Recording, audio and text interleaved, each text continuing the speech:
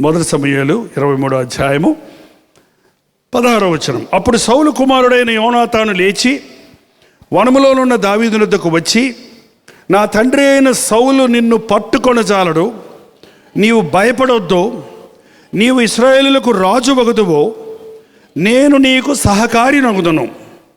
ఏంటంట, రా దావీదు దగ్గరకు వచ్చి, నువ్వేం బాధపడకు, మా నాన్న నిన్ను చంపాలని చూస్తున్నాడు, నేను అడ్డుకొస్తున్నాను, మా నాన్న ఏమన్నా భలే స్కీమ్స్ చేస్తాడు, మా నాన్న పన్నాగాలు పండుతాడు, మా నాన్న ఏమన్నా పన్నాగాలు ఉంటే నేను నీకు వచ్చి చెప్పేస్తానులే, నువ్వు భయపడకు, నువ్వు చావో, నువ్వు రాజు అవుతావు, నువ్వు ఇశ్రాయేలులకి, నేను నీకు సహకారిని అవుతాను. అసలు ఈ మనసు ఎవరికన్నా వస్తుందండి? నేనే రాజు అవ్వాలి, నేనే ఫస్ట్ ప్లేస్ కావాలి, నువ్వు రాజు అవుతావు, నేను నీకు సహకారిని అవుతాను. అసలు ఎంత గొప్ప మనసు అది. నువ్వే రాజు అనండి, ఇప్పుడు తప్పేంటి? నువ్వు రానివమ్మా. భార్య రాణి అయితే భర్త ఏమవుతాడండి? రాజు అయిపోతాడు. భార్య రాజు అయితే భార్య ఏమవుద్ది? భర్త రాజు అయితే భార్య ఏమవుద్ది? రాణి అయిపోద్ది. నువ్వు చెప్పినట్టు నేను అనాలా? నేను చెప్పినట్టు నువ్వు అనాలి. రెండో స్థానం తీసుకోవడానికి భయపడతారండి చాలామంది. రెండో స్థానం అంటే ఒక చీప్ చౌకబారదు అనుకుంటున్నారు కొంతమంది. మొదటి స్థానంలో ఉండాలని ఆశపడుతుంటారు, పోటీ పడుతుంటారు, పోట్లాడుకుంటుంటారు. కానీ దేవుడు ఇద్దరిని వాడుకున్నప్పుడు ఇద్దరికీ ఒకే ప్రతిఫలం ఇస్తాడు. యుద్ధానికి వెళ్ళిన వాడికి ఏ ప్రతిఫలమో, కావలి కాసిన వాడికి అదే ప్రతిఫలం. చాలామంది సహాయంతో ఈ పరిచయం జరుగుతుందండి. కొందరు డబ్బులు ఇస్తున్నారు, కొందరు కానుకలు ఇస్తున్నారు, కొందరు ప్రార్థన చేస్తున్నారు, కొందరు పనులు చేస్తున్నారు, కొందరు వీడియోస్ తీస్తున్నారు, కొందరు వాయిద్యాలు వాయిస్తున్నారు, కొందరు అక్షరశగా ఉన్నారు, కొందరు అన్ని విషయాల్లో. కొంతమంది ఎక్కువ కనపడుతున్నాం, కొంతమంది కనపడరు అసలే. కానీ దేవుడి ప్రతిఫలం ఇచ్చినప్పుడు అందరికీ 5 గంటలకు పొద్దున్న వచ్చినోడికి, అంటే ఎక్కువ చేసింది తక్కువ చేసింది కాదు, నీ మనస్ఫూర్తిగా చేసింది ఏదైనా దేవుడు ప్రతిఫలము ఇస్తాడు. నువ్వు రాజుగా ఉండు. నేను మనకి సంక్రాంతి వస్తుంది కదండి, సంక్రాంతి అప్పుడు పూర పెట్టుకొని వస్తారు, అని వస్తారు కదా, పొద్దున్నే గంగిరెద్దు పెట్టుకొని వస్తారు కదా. ఆ వస్తున్నప్పుడు తొంతో అని ఇంకోటి వాయిస్తుంటే ఇంకొకడు ఉంటాడు పక్కన. వాడు ఏం వాయిస్తాడు తెలుసా? తూ అంతేవాడు. వీడు కష్టపడి అంటుంటే వాడుతూ ఎందుకురాడు వాడుతూ అంటావంటే వీడు చేసే తప్పులన్నీ కప్పెడతానికి. వీడు నోటు తప్పినా వీడతో తప్పు వస్తే అది కనపడకుండా ఇదేం చేస్తుంది? కవర్ చేస్తుంది. కానీ తూ అనేవాళ్ళు తూ అంటామే, ఇది చిన్న పనే కదా, ఎప్పుడు నన్ను తూ అనాలా నేను అంటే? దానివల్లనే అవతలడు బతుకుతున్నాడు. నీ వల్ల నీకు తెలియకుండానే మరొకరికి నువ్వు సహాయం చేస్తున్నావు. కాబట్టి దేవుడు తుత్తు అనేవాళ్ళు కావాలి, ఆయనకి తూ అనేవాళ్ళు కావాలి. నువ్వు ఎప్పుడు తుత్తు అంటావా? నేను తూ అనాలా? నువ్వు తుత్తు అను, నేను తూ అంటానంటే గందరగోళం అయిపోద్ది అక్కడ. ఏంటండి, నువ్వు రాజువి, నేను సహకారిని. నువ్వు ఫస్ట్, నేను సెకండ్. నీది మొదటి స్థానం, నాది రెండో స్థానం. నేను మొదటి వాడికి ఉండాలి. అసలే రాజు నేను రాజునవుతాను, నువ్వు నా మంత్రిగా పెట్టుకుంటాను నిన్ను అనలేదు ఇక్కడ యోనాతాను. నేను రాజకుమారుని, రాజవంశంలో పుట్టినవాడిని, రాజ ట్రిక్స్ అని నాకు తెలుసు, మా నాన్న దగ్గర ఇవన్నీ నేర్చుకున్నాను నేను, నాది సింహాసనం, నీకు నేను మంత్రి పదవి ఇస్తానులే అంటలేదు. ఏమంటున్నాడు? నువ్వు రాజు అవుతావు, ఎందుకంటే దేవుడు నిన్ను కోరుకున్నాడు. దేవుడు కోరుకున్నాడు. నాది వంశపారంపర్యమేమో కానీ నీది దేవుని ఉద్దేశం. దేవుని ఉద్దేశం నెరవేరాలి కానీ లోక పద్ధతులు కాదు నెరవేరేది, లోకానుసారమైంది కాదు క్రైస్తవ జీవితం అనేది. నువ్వు రాజు అవుతావు, నేను సహకారిగా ఉంటాను, నువ్వు భయపడొద్దు. 17వ వచనం, నువ్వు ఇశ్రాయేలులకు రాజు అవ్వదు, నేను సహకారిగా ఉందును, ఇది నా తండ్రి అయిన సౌలునకు తెలిసి ఉన్నదని అతనితో చెప్పి దేవుని బట్టి దేవుణ్ణి బట్టి బలపరిచాడండి. ఏదో పెద్ద నేను రాజును కాబట్టి నా రాజరికాన్ని నీకు త్యాగం చేసి ఇచ్చేస్తున్నాను కాబట్టి అన్నట్టుగా తన గొప్ప చెప్పటం లేదు. దేవుని యందు భయభక్తులు కలిగినాడు యోనాతాను. కాబట్టి దావీదుతో మనసు కలిసిందండి. దేవుని భక్తి కలిగిన వాడే భక్తి కలిగిన వానితో మనసు కలుపుతాడు. అవిశ్వాసికి విశ్వాసికి మనసు కలవదండి. విశ్వాసికి అవిశ్వాసికి ఎందుకు సౌలుకు దావీదు మనసు కలవటం లేదు? దావీదుతో మాట్లాడినప్పుడు సౌలు మనసు మార్చుకోవడను అని ఉండాలి అక్కడ న్యాయంగా. అర్థమైందా మీకు? దావీదు సౌలుతో మాట్లాడుట ముగించిన తరువాత సౌలు తన మనసును మార్చుకొనను అని ఉండాలి. తను సౌలు అర్థం చేసుకోనని ఉండాలి. సౌలుకి ఎటువంటి స్పందన లేదు. ఆ ఇద్దరి మాటలు విన్న యోనాతాను మనస్సు దావీదుతో కలిసిపోయింది. మనస్సు కలవకుండా ఏ పనైనా చేయొచ్చు కానండి, దేవుని పని చేయలేం. దేవుని పని చేయాలంటే మనసు కలవాలి. దేవునికి మహిమ రావాలంటే మనసులు కలవాలి. ఏక మనస్సు లేకుండా దేవునికి మనం ఏమి చేయలేం. దేవుడిని బట్టి మనం ఒకళ్ళొకళ్ళు బలపరుచుకోవాలి. దేవుడిని బట్టి మనం ఒకరినొకరు ప్రేమించాలి. ఇందులో ఏ లావాదేవీలు లేవు. నేను ఇది చేస్తే నువ్వు అది చేస్తావా, నేను ఇది ఇస్తే నువ్వు అది ఇస్తావా అని మార్చుకుంటుంటారు. చూడండి, కొంతమంది నేను ఇది ఇస్తాను నీకు, నువ్వేమి ఇస్తావు నాకు అని నిబంధనలు చేసుకుంటుంటారు. అట్లా కాదు. దేవుడి నాకిచ్చాడిది నీకిచ్చాడిది, మనం దేవుడిని స్తుతిద్దాం. దేవుడిని బట్టి బలపరిచాడు. మనం ఏకమయ్యేది ఎందుకంటే ప్రభువును బట్టి.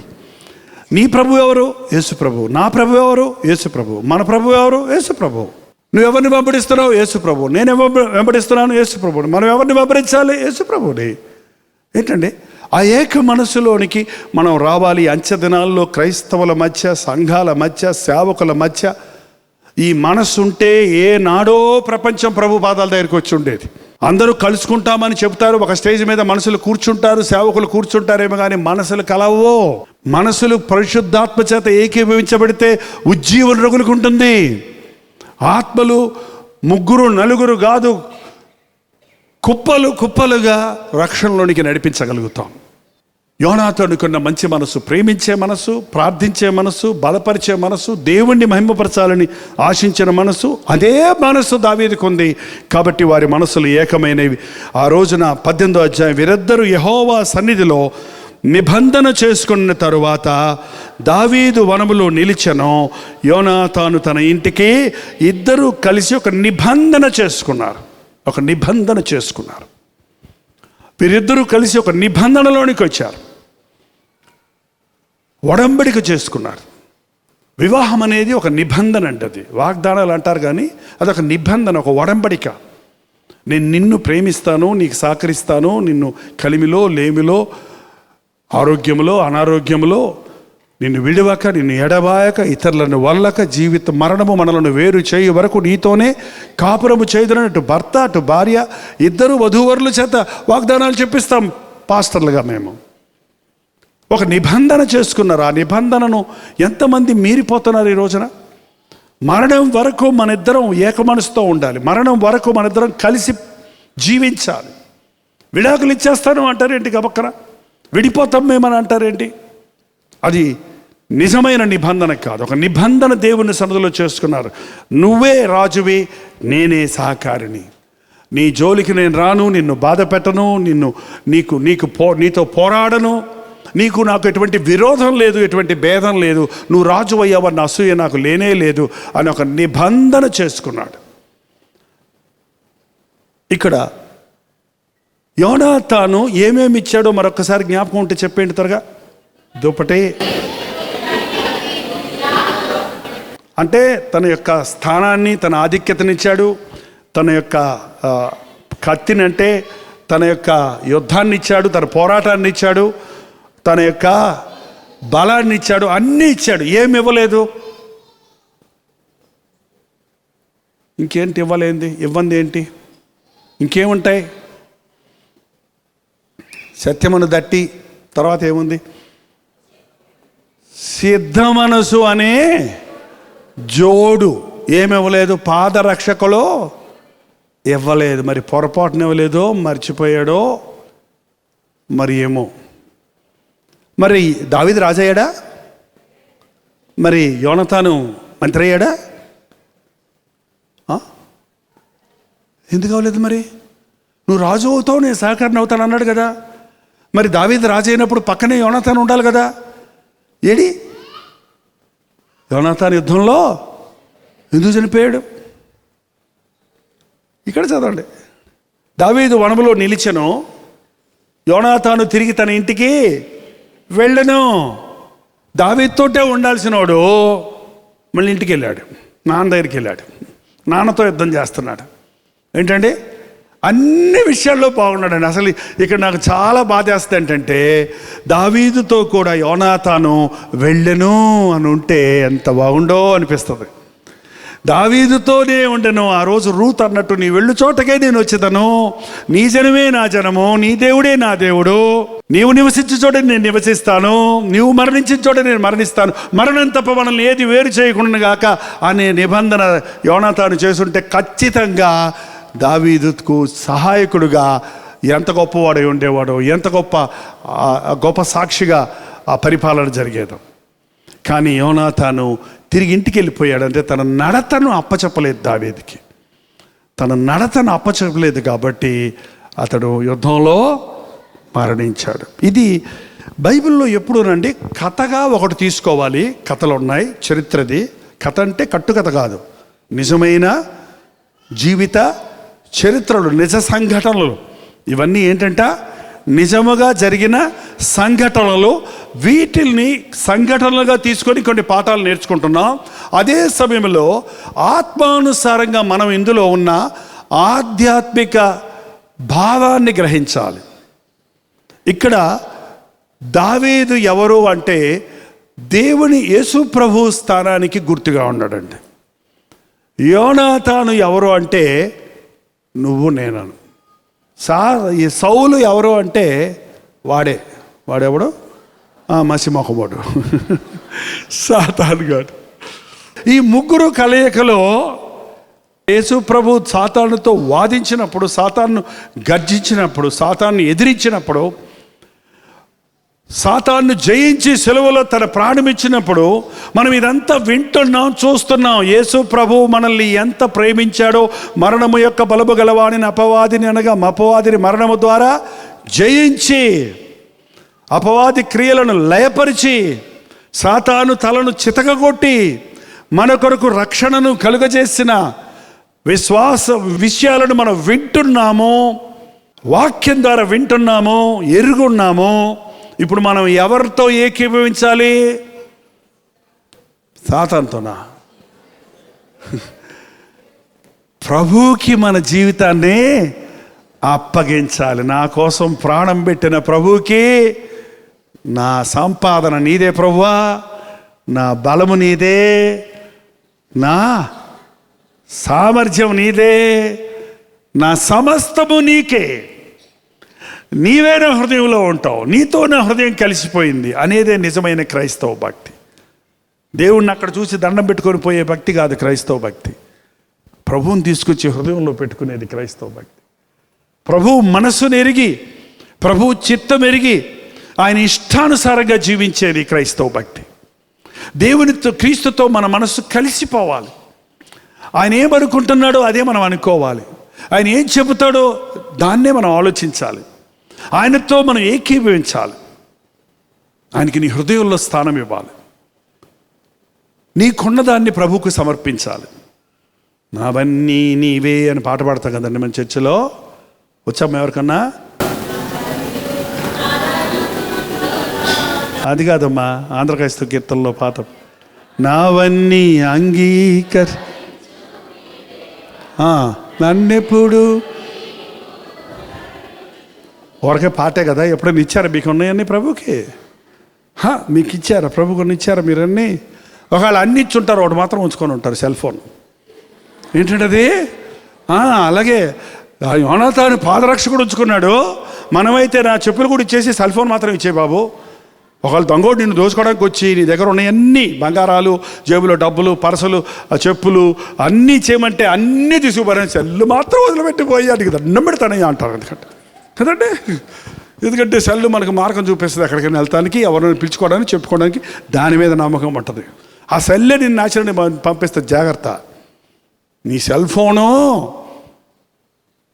నిన్ను తప్పుదారి పట్టిస్తుంది. దారి తెప్పాడు యోనాతాను ఇక్కడ. మళ్ళీ సౌలు దగ్గరికి వెళ్ళాడు పాపం. మా తండ్రి కదా. మన తండ్రి ఎవరు? మన పాత తండ్రి. మీరు మీ తండ్రి యొక్క అపవాది సంబంధులు, వాడు మొదటి నుంచి అబద్ధికుడు, అబద్ధమునకు జనకుడు, అబద్ధమాడు వాడందరూ ఎవడండి? సాతాను బిడ్డలు. మళ్ళీ ఆ సమయాల్లో మనం ఆ పాత బుద్ధి చూపించి మళ్ళీ ఆ సౌలు జరిగిపోయినట్టు మళ్ళీ ఆ సాతాను బుద్ధికి చోటిస్తున్నామండి. మాయ, మోసం, వేషధారణ లేదు. నా సమస్త దేవునికే, నీతోటే వస్తానయ్యా, నువ్వు ఉన్న చోటే నేను ఉంటాను, నీతోటే నేను ఉంటానంటే యోనాతాను జీవితం మరోలాగా ఉండేదండి. ఇవాళ ప్రభు మనల్ని హెచ్చరిస్తున్నాడు. అందుకనే నీ సమస్తము ప్రభువుకి ఇవ్వు, నీ మార్గాలు ఆయనకి అప్పచెప్పు, నీ నడతడానికి అప్పచెప్పు. ఆయన చిత్తం లేకుండా నేను ఒక్క అడుగు ముందుకయ్యాను, ఎక్కడికి నేను ఏ విషయంలో ముందుకు జరగను అని ఒక తీర్మానం చేయి. ఎక్కడికి వెళ్తే అక్కడ ప్రభు తన సన్నిధిని నీకు ఇస్తాడు. తనతో మనకున్నప్పుడు జయం మందే.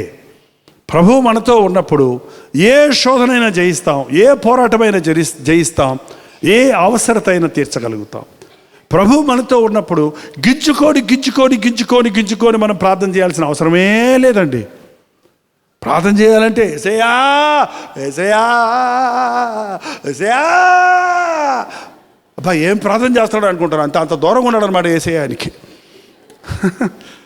ఏసయ్యని పక్కనోడు ఏసయ్యా ఏసయ్యా అయ్యా అంటే చాలు. అయ్యా అడగ ఏంటైనా ఏం కావాలి, పక్కనే ఉన్నాడు ఆయన, పక్కనే ఉన్నాడు.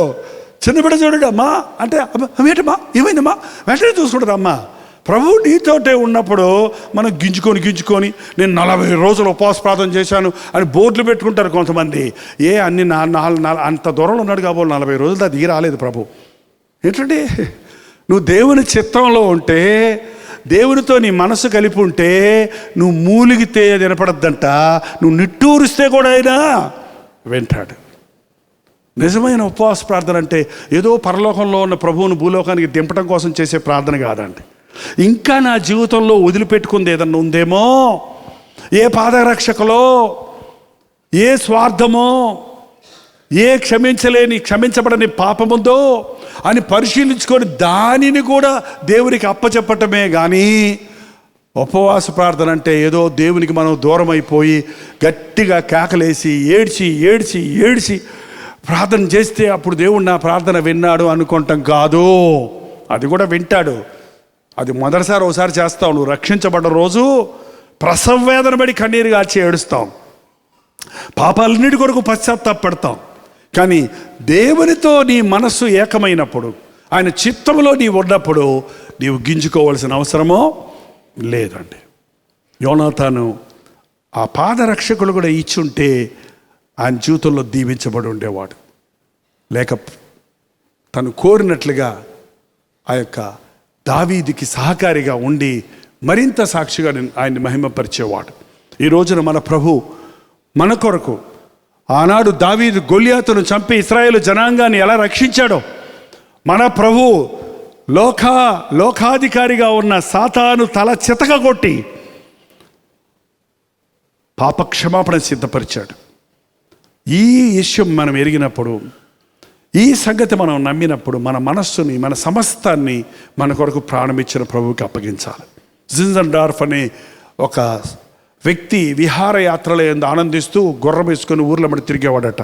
ఎక్కడెక్కడ ఏమైనా వింత విషయాలు ఉన్నాయో చూద్దామని. ఓ చోటుకి వెళ్తే ఒక నిలువెత్తు ఒక శిలా విగ్రహం ఉంది అక్కడ, శిల ఉంది అక్కడ, పెద్ద శిల. ఆడ గుర్రం మీద ఆగి ఎగాదిగా చూశాడు. చాలా ఎత్తుంది అది. పైకి కడులెత్తి చూస్తే అందులో ఒక వ్యక్తి వేలాడుతున్న దృశ్యం ఉంది అక్కడ. పైనుంచి చూస్తున్నాడు. ఆ నెత్తి మీద ముళ్ళ కిరీటం ఉంది. ఏంటిది? చాలా వజ్రాల కిరీటాలు, బంగారు కిరీటాలు, తలభాగాలు, రకరకాల శిరస్సులు అలంకరించుకున్న వ్యక్తులు చూశాను. కానీ ముళ్ళ కిరీటం పెట్టారే డబ్బా ఎవరైనా ఎప్పుడు యేసుప్రభు గురించి వినని వాడు. ఎందుకు అలా రక్తం గారుతుంది? అలా కిందకు చూశాడు. ఆ 2 చేతులు ఏలాడదీసి శీలలు కొట్టున్నాయి. అరే, బంగారపు వెండి కంకణాలు కట్టుకున్న చేతులు చూసాం, రకరకాల వాచీలు పెట్టుకున్న చేతులు చూసాం, అలంకరించబడిన చేతులు చూసాం. ఈయన చేతులు ఎందుకు ఇలాగా శీలతో కొట్టబడ్డాయి? అలా కిందకు చూస్తే ఆయన డొక్కలో పొడవబడి ఉంది. అలా కిందకు చూస్తే ఆయన మోకాళ్ళు కొట్టుకుపోయి ఉన్నాయి. అలా కిందకు చూస్తే ఆయన కాళ్ళు శీలలు కొట్టున్నాయి. ఎగాదిగా చూసి ఎవరైనా ఎందుకు ఇలా హింసించబడ్డాడు? అని చూస్తూ ఉన్నప్పుడు కింద కొన్ని వాక్యం రాసింది. I gave my life for you, what have you done for me? నా ప్రాణాన్ని నీ కొరకు పెట్టాను, నువ్వు నా కొరకు ఏమిచ్చావు? ఆ మాటలు చదువుతుండగానే అతన్ని పరిశుద్ధాత్ముడు దర్శించాడు. అక్కడే మోకాళ్ళ మీద పడ్డాడు. సజీవుడైన క్రీస్తు తన కొరకు సిలువలో వ్రేలాడుతున్నట్టు తనకు దర్శనం కలిగింది, తనకు ఒప్పుదల కలిగింది. అక్కడే మోకాళ్ళ మీద పడి, ప్రభువా నా కొరకు నీ ప్రాణం ఇచ్చావా, నా సమస్తము నీకే అప్పగించుకుంటున్నానని అక్కడే మోకాళ్ళ మీద పడి పశ్చాత్తాపడి రక్షించబడ్డాడు. ఆ తర్వాత విహారయాత్రలు మానేసి మొరేవియన్ అనే జనులు మారుమూల స్థలాల్లో ఎవ్వరూ ప్రవేశించలేని ప్రాంతాల్లో ఉన్నారని ఎరిగి, బానిసలుగా పట్టబడి వారిని బాధపడుతున్నారని ఎరిగి, వారి దగ్గరకు వెళ్ళి సువార్త సేవ చేయడానికి తాను కూడా ఒక బానిసగా మారి క్రీస్తు ప్రేమను బట్టి నశించిన దాన్ని వెతికి రక్షిస్తానికి వచ్చారన్న మాటను నెరవేర్చినట్లు ఒక గొప్ప మిషనరీ అయ్యాడండి. నా కొరకు నువ్వు ప్రాణం ఇచ్చావా, నీ కొరకు నా సమస్తమో అప్పగిస్తున్నాను. మనం ఎన్నోసార్లు పాటలు పాడతామండి, నేను నా ఇంటి వారు నిన్నే సేవిస్తాము, నేను నీ సొత్తు అని అంటామే. కానీ ఈరోజు ఒక్కసారి ఆలోచించండి, నువ్వు ప్రభువుకి ఏమిచ్చావు? నీ హృదయం ఇచ్చావా? నీ జీవితంలో ఇంకా దాచుకున్నది, ప్రభువుకి ఇవ్వలేకుండా ఆపుకున్నది ఏదైనా ఉందా? అది నీ దారి తప్పిస్తుంది. యోనాతాను ఎంత విశాలమైన మనసు కలిగినా, యోనాతాను ఎంత గొప్ప వ్యక్తిగా ఉన్నా, ఎంతగా దావీదును ప్రేమించినా, ఎంతగా దావీదుకు అన్నీ అప్పగించినా, ఒక్క విషయంలో అతడు సరెండర్ అవ్వలేదు. కాబట్టి తన మార్గం తప్పు మార్గమై, తన భవిష్యత్తు వేరేలాగుంది. ఈరోజు నా జీవితాన్ని పట్టింది ఒక్కటి ఉందేమో కాళ, అది ఎన్నో ఉన్నాయేమో. ఈరోజు నిన్ను ప్రేమించిన ప్రభువుతో నీ మనసు కలిపితే, నీ కొరకు ప్రాణమిచ్చిన ప్రభువును నిజంగా నీవు ప్రేమిస్తే, నిజంగా నీవు ప్రేమిస్తూ ఉంటే, ప్రతి క్షణం నీవు ఆయనతో సహవాసం చేస్తూ ఆయన చిత్తంలో నడుస్తూ ఉంటే, తప్పక రాజుగా ఉన్న ప్రభువు, రాజులకు రాజుగా ఉన్న ప్రభువు మధ్యలో, ప్రభు సన్నిధిలో, ఆయన సింహాసనం మీద రాజుగా, రాజులకు రాజు అంటే ఏంటంటే ఆయన రాజు, మనం రాజులం. రాజులైన యాజక గుంపులో ఉండాలని, జయించువాని నాతో పాటు సింహాసనం మీద కూర్చుండబెట్టుకుంటానన్నాడు. ఆ పరలోకం చేరాలనే ధ్యాస తప్ప భూలోకంలో ప్రభుకి గుడ్ బై చెప్పాలనుకునే వాళ్ళు పరలోక రాజ్యానికి చేరలేరు. నిబంధన చేసుకున్నాడు బాగానే ఉంది, ఒప్పందం చేసుకున్నాడు యోనాతాను బాగానే ఉంది, అన్నీ ఇచ్చాడు బాగానే ఉంది, తన ఇంటికి వెళ్ళాను అన్నది చివరిలో. ఆ ఒక్కటే తన భవిష్యత్తును మార్చేసింది. మనం కూడా మన జీవితాల్లో ప్రభువుకి ప్రేమిస్తున్నామని, ప్రభువుని నమ్ముకున్నామని, ప్రభువుకు ప్రార్థన చేశామని నువ్వు ఎన్ని చెప్పినా, ఆయనకి ఎన్ని ఇచ్చినా, నీ మార్గాలను ఆయనకి అప్పచెప్పకపోతే, నీ జీవిత ధ్యేయాన్ని ఆయనకి అప్పచెప్పకపోతే మనం దారి తప్పుతాం. నిలబడండి, ప్రార్థన చేసుకుందాం. నీ జీవితంలో ఇంకా ప్రభువుకి ఇవ్వనిది ఏది ఉందో అది ఈ సమయంలో దేవునికి అప్పగించు. నీ శరీరంలో రోగాలని నీకు తెలియకుండానే స్వస్థపరుచుచున్నాడు ప్రభువు. నీ శరీరంలో ఆయన రక్తం ప్రోక్షించబడుతుంది. నీ మనసులో ఉన్న కలవరాలన్నీ పటాపంచలు ఉన్నట్లుగా పరిశుద్ధాత్ముడి సన్నిధి మన మధ్య ఉంది. యేసయ్య మాటలు మనం వింటుండగానే, మన మనసులన్నీ ఏకమవుతుండగానే, పొంచి చూస్తున్న సాతానికి చోటివ్వక, మన జీవితాల్లో అభ్యంతరకరంగా ఉందేదో, దేవునికి అప్పచెప్పకుండా మిగిలిపోయిందేదో, దాన్ని ఈ సమయంలో ఇదిగో ప్రభువా నా నడతలు నీకు అప్పగిస్తున్నా అని దేవునితో ఒక మాట చెబుదాం. ప్రార్థన. ఒక్కసారి మమ్మల్ని చూడు ప్రభువా, నీ పాదముల దగ్గర చేరిన ప్రతి ఒక్కరిని చూడయ్యా. మా మనసులను చికాకుపరిచే సాతాను మాటల నుండి మమ్మల్ని విడిపించు. అసూయ, ద్వేషములు, పగలు మా హృదయాలలో నిలిచి ఉండకుండా మా విరోధులను క్షమించగలిగిన మనసులు మాకు దయచేయము. మా మాటలలో కాక మా క్రియలలో దేవుని ప్రేమ చూపించినట్లు ఆ కలువరి ప్రేమను మా హృదయాలలో కుమ్మరించు నాయన. నీ మేలులు పొంది తన హృదయాన్ని సాతానికి అప్పగించిన సౌలు వలె కాక, నీ జీవితాలను నీకు అప్పగించుకున్నట్టుకు మాకు సహాయం ఇచ్చేయి నాయన. మా వ్యాధులను, మా శాపమును సెలవులో భరించావు కదా. నీకోసమే బ్రతుకుతామయ్యా, నిన్నే ప్రేమిస్తామయ్యా, నిన్నే వెంబడిస్తామయ్యా.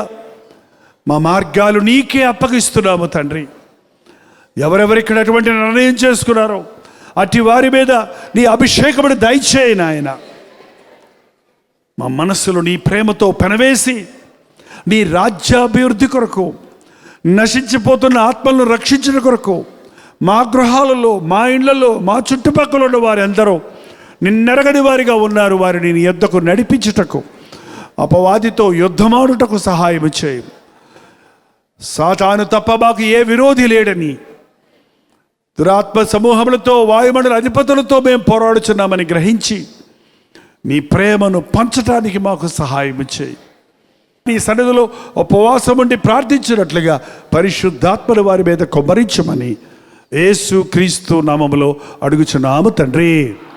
మన తండ్రి అయిన దేవుని యొక్క ప్రేమయు, కుమారుడైన క్రీస్తు యొక్క కృపయు, ఆదరణకర్త అయిన పరిశుద్ధాత్మ యొక్క సహవాసమును కుడి వచ్చిన మనందరికీ ఎప్పుడును సదాకాలము తోడై ఉండును గాక. ఆమేన్, ఆమేన్, ఆమేన్.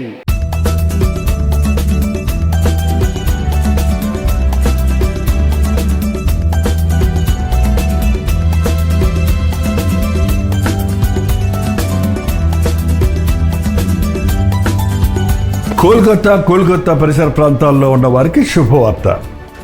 ప్రభు చిత్తమైతే కోల్కతాలో మార్చ్ 4వ తారీఖున ఒక ప్రత్యేకమైన గెట్ టుగెదర్ను ఏర్పాటు చేస్తున్నాం.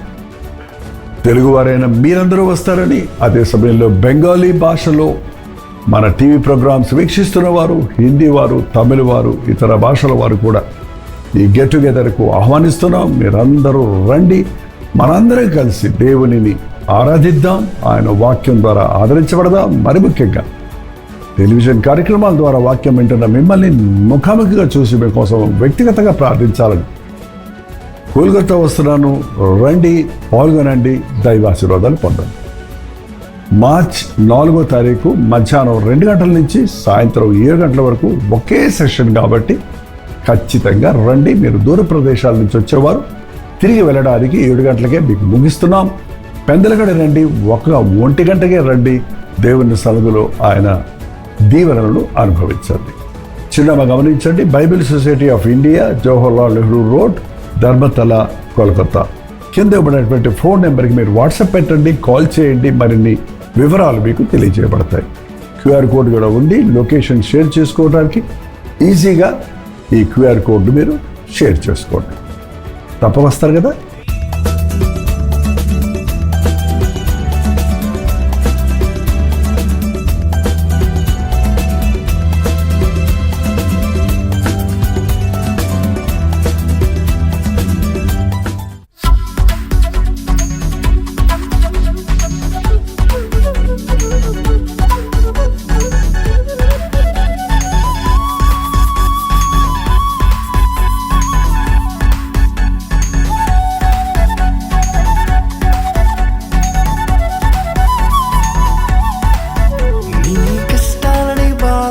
శ్రమలన్నీ తీర్చే అనాథుడు యేసే. నీ కష్టాలని బాధలన్నీ శ్రమలన్నీ తీర్చే అనాథుడు యేసే.